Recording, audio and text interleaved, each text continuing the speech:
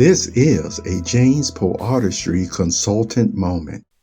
The quality of your knowledge. Hello, perceptive readers. This is James Lynch. I was actually admiring certain types of personalities, if you will. I know that's going to sound strange because, the Bible even talks about admiration of personalities. But when I say I was actually admiring certain types of functioning, which also is entwined with these persons' personality, this is what I mean by that. The quality of your knowledge, as you pursue higher education, and also what I'm going to say, higher spiritual education, because even in the book of Hebrews, or the letter of Hebrews, or what have you, Paul did talk about that there was knowledge, spiritual edification, knowledge that he wanted to continue to share with them, with God's people. And yet, because of the state of mind that they fell into and what they were starting to backslide in or practice or what have you, he was mentioning that, some of them, they couldn't go on to meat. They had to stay with milk. It was like, okay, I got to keep rehashing the elementary things, or reteaching it to you again or what have you. And Paul was wishing that their frame of mind wasn't like that. Now, I'm sharing this with you to build upon what I mean about the quality of your education and why I do admire some, that I've known over the years or what have you. Because within the past 5 years alone, it's really been over a decade or whatever. But I got to tell you, the past 5 years have just been phenomenal. Look, that's my word now for 2024. It's just been phenomenal on the knowledge that has come my way, this and that and this and that, and experience. So it's been tied in with that. And I tell you what, some of this knowledge at the same time that turned into wisdom, even though it is what it is, I tell you what, it comes with pain at times, some of this knowledge, sad to say. The way that I think, do I feel that the pain was always necessary? No, I don't feel that way. Do I feel what the pain did then at the very least was impress upon me? I certainly wouldn't want nobody else to experience getting this type of knowledge on the level that it took in the pain to get it. You understand what I'm saying? Let me give you another example, a thought that I've had on my mind for way over a month. And I haven't thought about these things really too much, like I did, over a decade ago or so of what I most likely was going to do, but it just didn't turn out that way.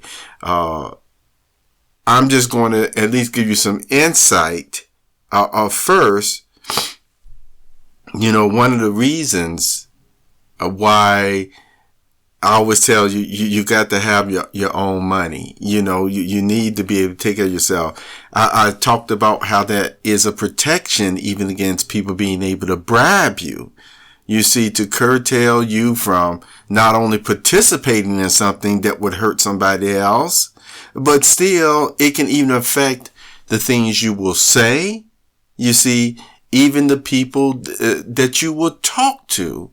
If you do not have your own money and you're placing your own placing your situation where it's like, oh, okay, I gotta eat, I gotta feed my family.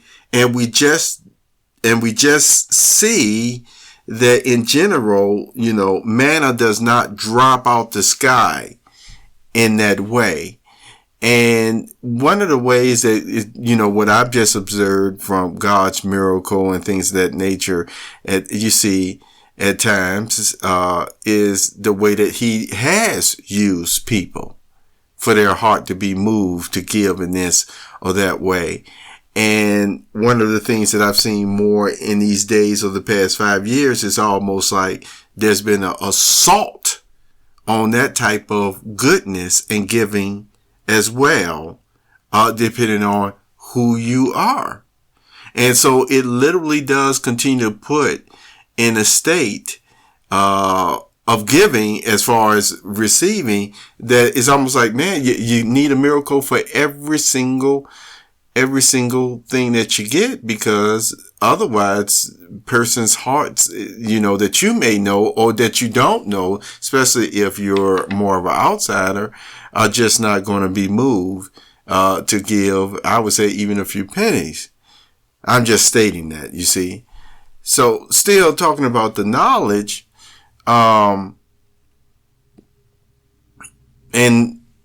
how I admire, I told you, certain type of personalities, because the knowledge and experiences that even over the past 5 years or so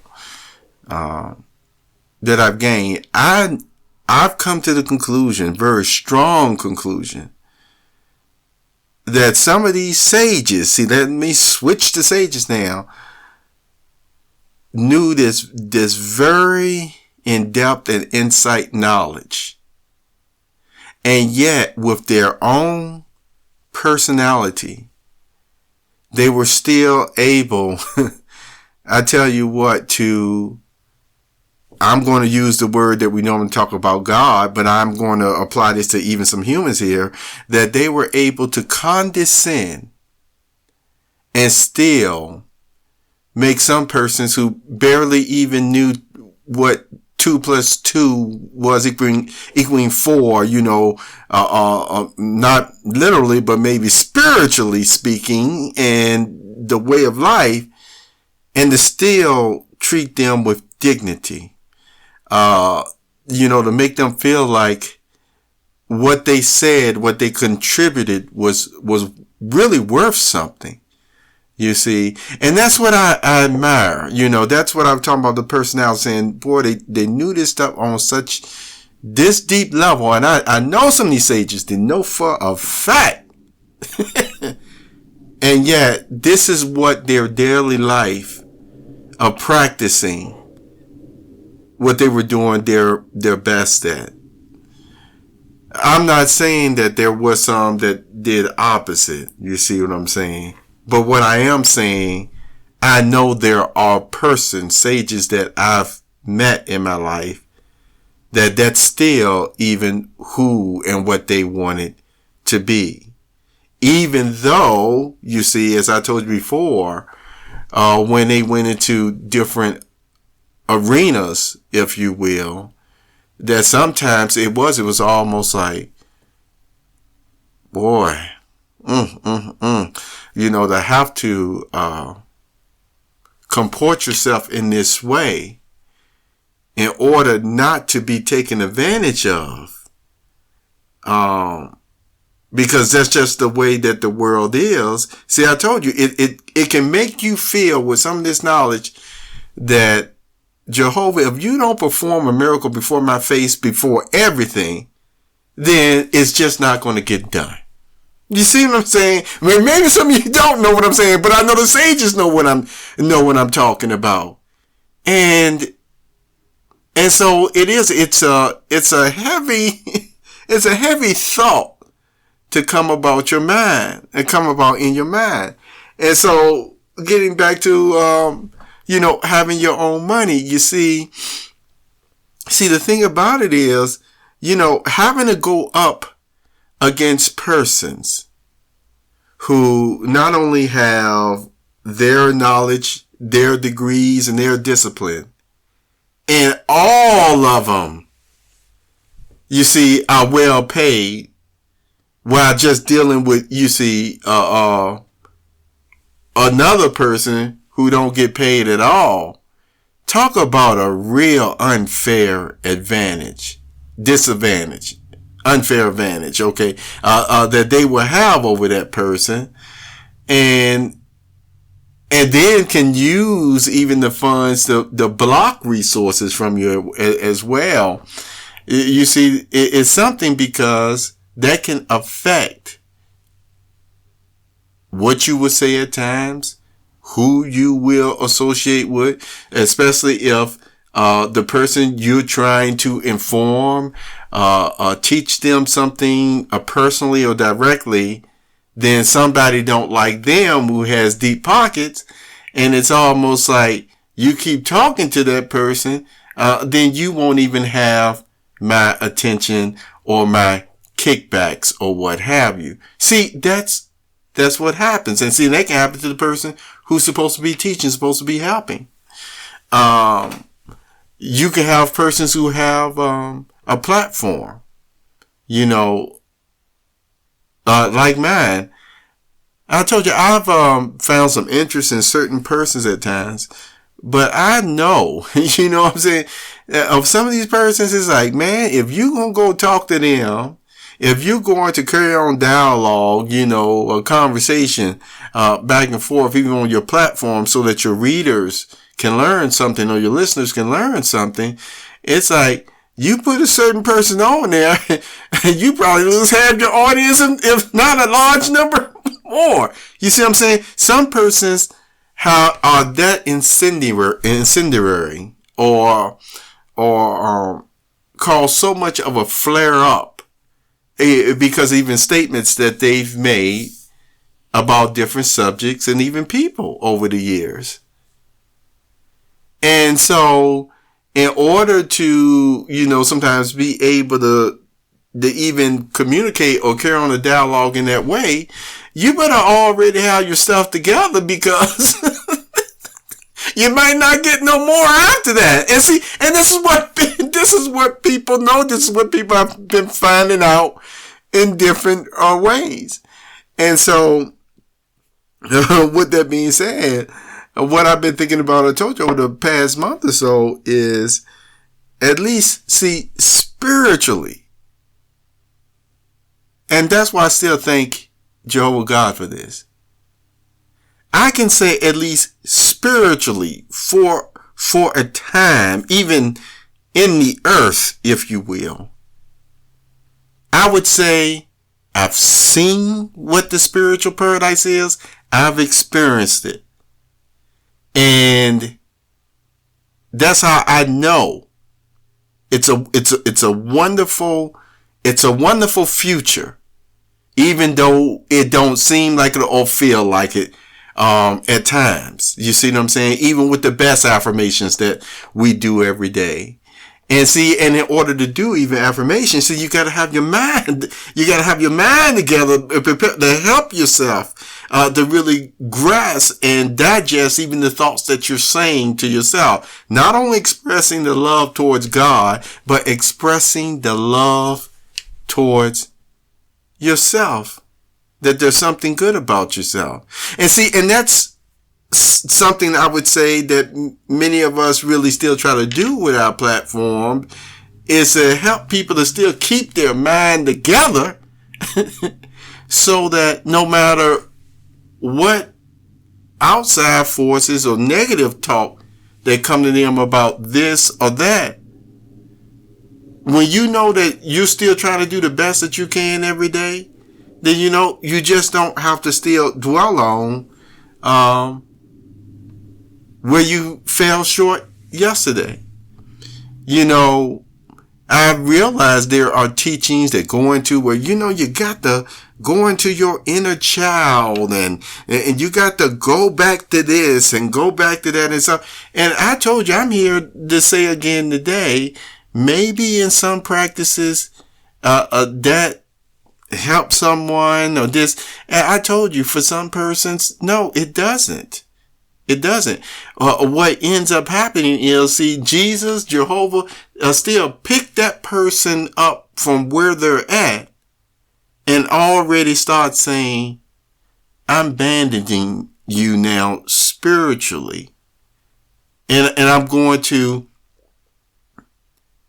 help you. If you want to talk about this, if you want to talk about the past, I'm here. But if you want to still pick up from where you see, want to start the day after you got out that water, or you pray to me and you want to get dedicated, or what have you.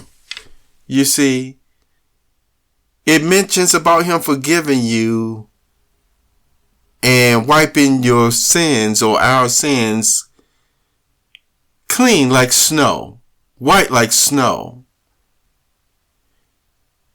And even though people bring out that, God doesn't always shield us from the consequences of our actions or what have you, what I've observed also over the years is this.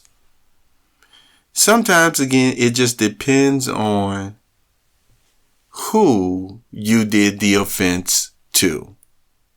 So sometimes you can offend somebody, and the point is they can be very mad or upset with you, and you already know in your heart and mind that you feel bad about it. You pray to God for forgiveness and things of nature. And all I'm saying is, if it wasn't robbery or whatever, but we're not focusing on restitution or anything right now. What I'm saying is, sometimes I'm going to use that word karma that comes upon a person is not so much as even the crime that they committed. It is the degree or level that somebody else maybe was hurt. And also sometimes because of the unforgiveness of the person that they may have hurt. So you can have another person, as I mentioned, I've seen it, that the same thing can be done to one person of a different background, spiritual maturity, a different outlook, or what have you, even financially. Yes, sir. Even financially. And they won't think too much about it. You see what I'm saying? Because they'll look at you and say, I know you just got to grow, or this is where you wanted to grow in this area or what have you to become better. And then you can have another person, different background. I would say even, monetarily. I'm telling you, see, that affects people. And that's another reason why I say you got to have your own money and things of that nature. All that factors in can make another person be like, you know what? I'm in this bad state, and before I'm through, even I'll have to die first before you'll ever be able to enjoy, some type of financial gain or what have you. And you can have another person not even thinking about it. You see what I'm saying? Same type of sin, It's not the unforgivable sin. See, that's another thing. Because Jesus even said, every sin will be forgiven the person except but the unforgivable sin. And I tell you what, I know some sages going to probably perk their eyes what I'm going to say next. Talk about some insight that been coming to me about the unforgivable sin. That's interesting in itself. Some of you sages, you'll meditate on that last statement. So, I just wanted to share this with you to keep doing the best that you can. Knowledge. Quality of knowledge. Yes, there are notes that I still have from my past, and I told they still pop up in my mind now over the past month or so, that, man, I would love to share some of this information. And yet at the same time, it's like Paul, it's like, do you have already at least the very simple basics and understanding about what Jesus was talking about on the two greatest commandments in love? Why? Because on some of those commandments, if persons are not willing to at least practice love, guess what? The rest of that information and some of the higher level stuff, spiritually or what have you, guess what? They ain't gonna bit more grasp it at all. If anything, they can actually warp it or twist it. So that's why we have, as you heard me mention, private communications. See what I'm saying? Confidential talk, which the world don't want people to have.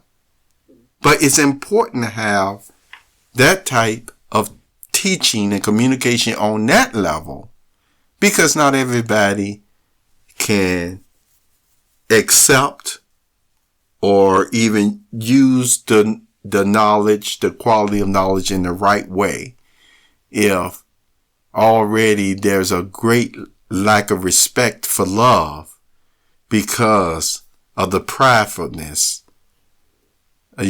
puffed up with pride that human beings fight with. Well, a large number fight with, as James say, that battle with jealousy, you see. Take care, Perceptive Readers.